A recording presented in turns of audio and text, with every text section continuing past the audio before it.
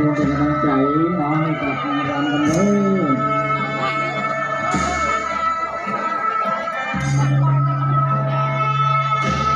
แล้วก็เป็นเจ้านะครับที่บนเรือนฉัน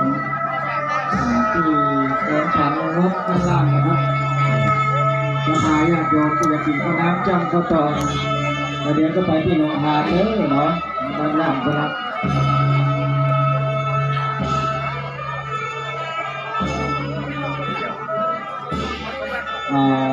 อันนี้ทางรำจากโรงเรียนผาปังวิทยานักเรียนเนาะ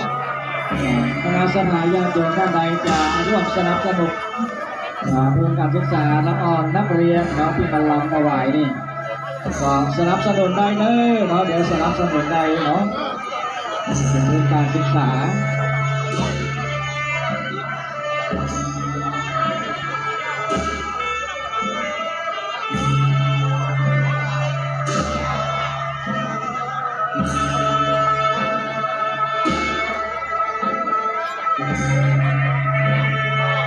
ตอนนี้นะกับตัวเรือสหายญาติโยมก่อนจะไปกินข้าวน้ำจำข้าวตอนท่านใดจะมาร่วมทำบุญตรงที่กองเรียนการนี่เนาะเดี๋ยวที่พิธีการต่างๆเราเสร็จแล้วเราได้เปิดให้กับคณะสหายญาติโยมได้มาทำบุญเรียนอุบาสกเป็นรุ่น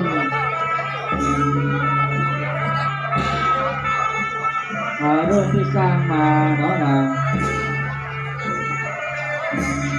เป็นนว่ารุ่นมหาบารมีต่อทรัพย์ปี91โดยพลตำรวจเอกต่อศักดิ์สุขวิมลรองผู้บัญชาการตำรวจแห่งชาติเนาะแล้วไม่ได้เป็นชุดเป็นองค์ครูบาเสม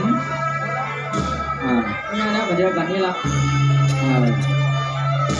ไปบริจาคเป็นค่าทรายเนาะดำ500ได้1 เหรียญดำใหญ่ดำพันได้2 เหรียญหรือว่าบริจาคเป็นค่าอิฐอิฐแดงเราจะได้สร้างโบสถ์ก้อนละบาท500 ก้อน500 บาทได้1 องค์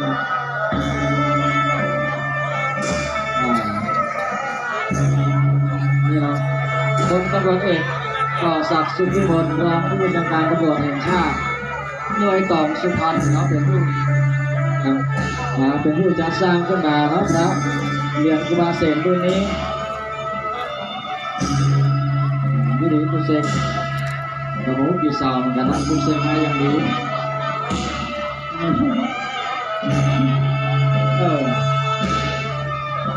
แล้วก็ตอนน้องการำบุญจากเด้อน้องเมื่อกี้ท่านพระครูปัญญาวโรดมหลวงพ่อเจ้าคณะอำเภอได้เป็นประธานพิธีครับประกอบพิธีในการวางศิลาฤกษ์คนคิ้วคนลุกและอกน้อยใจ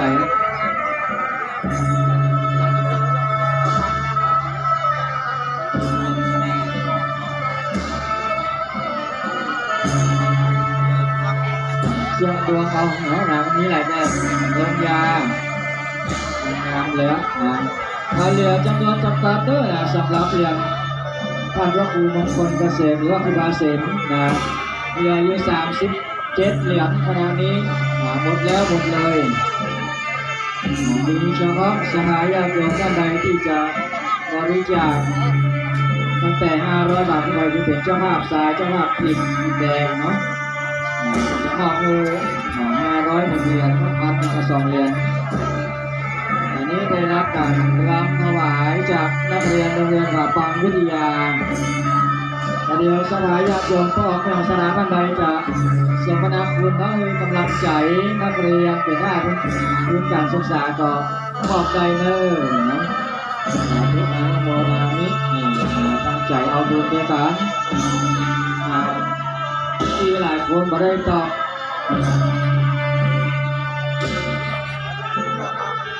ไม่สี่สุดก็นับกุญแจได้อยู่เนาะไม่สี่สุดที่กองในกลางนี้เล่มละ49 บาทยังเปิดจำหน่ายอยู่เนอ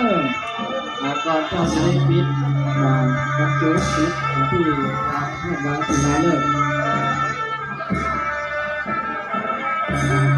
ตอนนี้ถ้าหลอกถ้าเติมเราจะได้ปิดแบบนี้เร็ว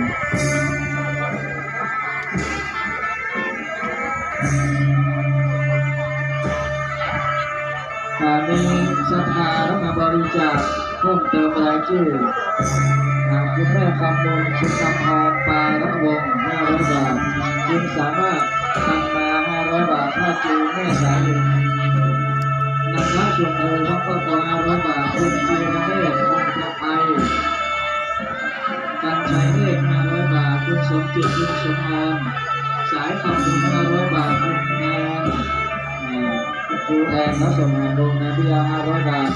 คุณอนุพัฒน์ทางศรีคุณนวพรไฟแดงโหง500 บาทคุณพ่อวิสิตคุณแม่สนพากองวง500 บาทคุณชนาการมหายศ500 บาทอันนี้รายชื่อเพิ่มเติมมาทั้งหมดที่จดไว้นี้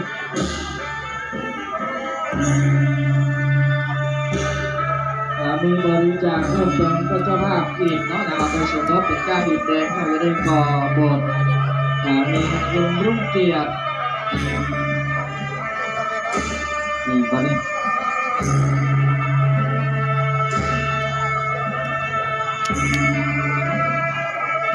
คุณรุ่งเกียรติจำลองสุดคุณศิริการ